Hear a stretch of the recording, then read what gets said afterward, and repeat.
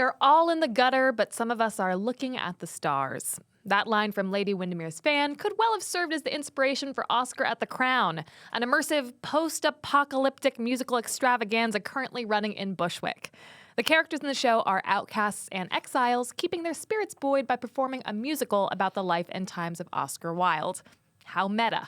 Joining us today is the writer of the show and its lead actor, Mark Mauriello. Thanks so much for coming on Moment 2BK. I'm so happy to be here. Thank you for having me. So the plot of the show is complex. It weaves together reality TV, Oscar Wilde, and the apocalypse. Can you tell me a little bit about what the show's about? Sure. So at its core, Oscar at the Crown is about who we are, who we create ourselves to be, and what happens to us when we have these visions of what we dream for ourselves to become.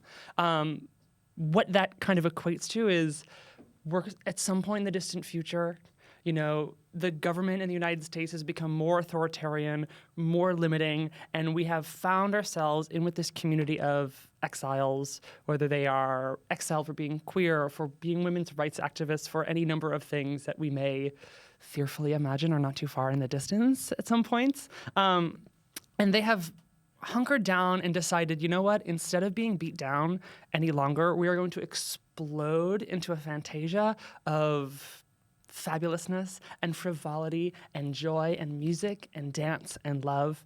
And they do that through putting on this show about Oscar Wilde.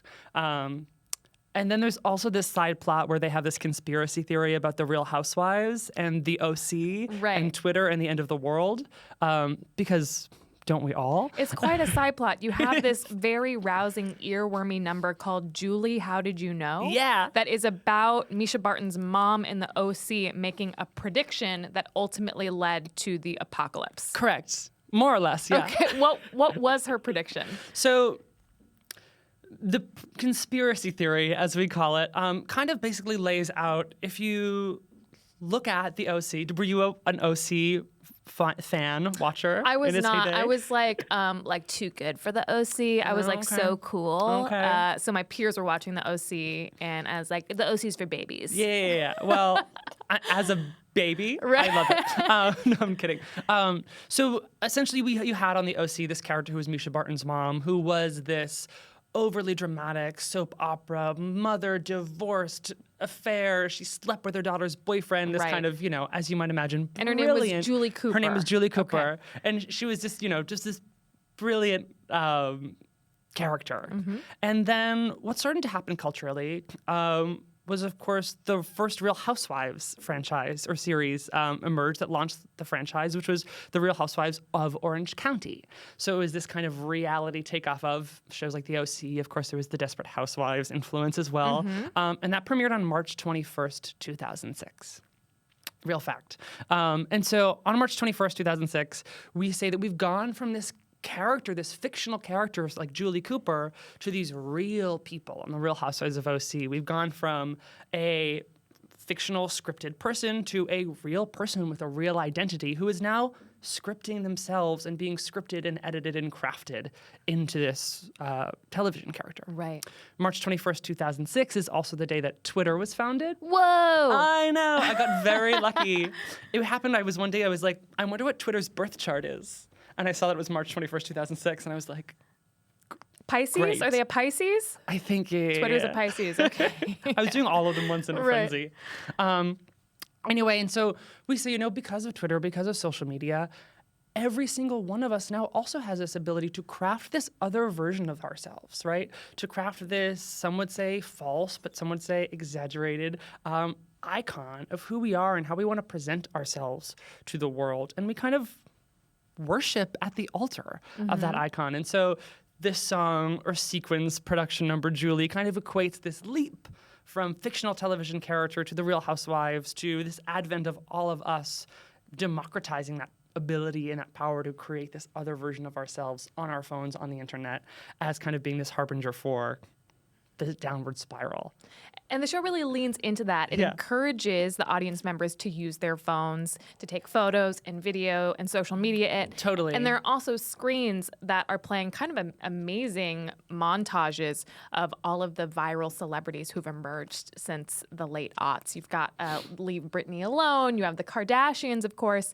And it starts out being sort of like lighthearted and funny. And then by the end, you have like montages with like JonBenet Ramsey and like all of these sort of darker examples of what happens when viral celebrity gets out of control. Totally. And that video is brilliantly done by Leanne Arnold. She's an incredible designer and artist. And, you know, along with that lines, people often will ask me, so your show's about Oscar Wilde, but then there's this whole 10-minute number about Twitter and the OC. And I understand why that may seem not initially cohesive, but really for me, it's about, you know, Oscar Wilde was, in terms of creating another version of yourself, worshiping at the altar of this false persona or this crafted artistic persona, he was a genius at that. He would have been incredible on Twitter and on social media. He knew in a way that for many was before his time, how to take your personhood and your identity and create something else from it. And ultimately for him, you know, the statue got built up so big and it collapsed down in on him. And we see that it's Marilyn Monroe, it's Judy Garland, it's Amy Winehouse, it's so many celebrities. And so through that kind of cavalcade of references and images, you know, we try to place Oscar Wilde, this historical figure from the 1890s, in and amongst the stars that we maybe now know and are more familiar with. He had more in common with Lindsay Lohan than we might initially guess. Right. He would have been great on Twitter because he's so pithy, too. Like, he would have done amazing things with the 140 characters. Right? The show has been called a K-pop, J-pop, Scissor Sisters on speed electronic dance party. I liken it to being trapped inside Dance Dance Revolution. So talk to me about some of the references that you pulled from and what the experience of being at the show is like. Absolutely. So the music is composed and the show is choreographed by my artistic partner, Andrew Barrett Cox. He writes these like incredible, simple yet complex pop earworms, as you said. They're brilliant, and his choreography is bringing whacking and voguing in these underground queer dance styles to the theater stage in a way that no one has ever done before. So he's incredible. And the show pulls in those references, right? You want to feel like you are on the dance floor at a club, at a party, surrounded by gorgeous people, having fun and reveling in this excitement and fantasia of this kind of crafted, created, beautiful fantasy world. Of course, we all know that those things don't always last forever. So without giving too much away, on the course of this night at Oscar at the Crown, that philosophy gets challenged a little bit, and we have to kind of reckon with, we can have our party, we can have our frivolity, we can have our beauty, and it's so important now, like nowadays, incredibly so, that we hold on to that. It's a beautiful, queer, incredible thing. But we have to have that undercurrent as well. We have to have that knowledge of the reality. We have to have that responsibility, that multiplicity of voices. So as we mentioned, this is not a traditional, you know, get your seat, sit down, passively watch through the fourth wall type theater experience. People are encouraged to buy drinks at the bar, move freely around the space. And this, I imagine, can lead to some rowdiness, maybe if you're doing it right. Like at the end of the show that I saw, there's one gentleman who was very passionate about the final monologue, and he was yelling, "You tell him! You tell him!" I'm wondering, like, you know, immersive theater is like so in vogue right now, but it does come with risks. Have there been any disasters or any audience interactions gone wrong? There have not. You know, I think what I love about immersive theater and club and nightlife performance, which of course is the challenge of it, is it means that like you are expending energy out of every pore on your body. Because while I'm speaking to you, there's someone behind me. So my back is acting as much for them too, right? So it's this crazy challenge and beautiful experience to like really be with the audience, to perform for the people. And they come right along on the ride for us. And I think the brilliant thing about what Shira has done directing the show is really made sure that if you want to be in there on the dance floor, in the middle, dancing, twirling, screaming, shouting back at us, there's a place for you. If you are like, I'm going to get my tequila soda and I'm going to stand off to the side and watch this action unfold as I kind of hang towards the outskirts, that's awesome. That's perfect. You know, we want this show and this experience to be inclusive for everyone and accessible for everyone. So while it is this club experience, like being at a club, you can choose your own adventure a little bit. And we've actually, you know, we've had some thrilling experiences with audience members, some who have come back time and time again. I love to hear back from them.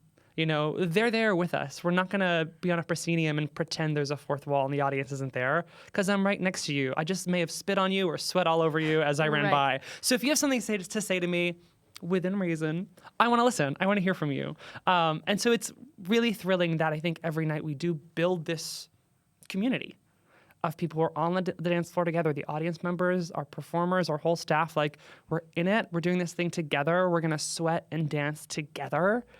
And I think that's why the audiences respond in the way that they do. Andrew is really trying to include people in theater who may not normally have seen themselves. And I see that with the dancers a lot. You know, you mentioned styles of dance that aren't, you know, what you learn in like jazz and tap classes. And you have a lot of people who I think probably wouldn't go out and audition for like a normal Broadway production. And that's important to us and intentional. You know, we want to, as a company, you know, the Neon Coven and Oscar at the Crown, it's incredibly important to us to put people on stage with giant hearts and massive talent. That's it, you know? And there are so many people, whether that is because of your identity or what you look like, what your body is like, where your abilities may fall, that do, you know, in the commercial theater industry get placed out of things. I couldn't tell you how many times in auditions that they're like, can you lower your speaking voice? And I'm like, I can't, but I can like full belt and E flat. Right. And then like you can't have both. Right. And you know, so I think it's important to us to like make space and build space for these incredible talents who want to have an outlet and deserve an outlet. And it's been really exciting as we have built this show and really built it on the performers that we've been blessed to bring together, to watch every single one of those people like turn it out and shine and surprise us and grab us and engage us. It's like an incredible group of people, and it's awesome. I love every single one of them so dearly, and I'm so grateful to like get to do it with them every night. You can really tell in the audience. And if people want to go see the show, how can they do that? How long are you running, and where do they buy tickets? So we are currently on sale through the end of the summer with hopes to extend. We're open-ended, so we're going to ride this train as long as we can. We're going to keep dancing until the world ends, as Britney Spears might say. And so you can get tickets at www.oscaratthecrown.com. Follow us on Instagram at Oscar at the Crown. You can also follow our company, the Neon Coven, at the Neon Coven, Instagram, Facebook, all that stuff. Great. Well, Mark, thank you so much for joining me today. Thank you for having me. This has been such a pleasure.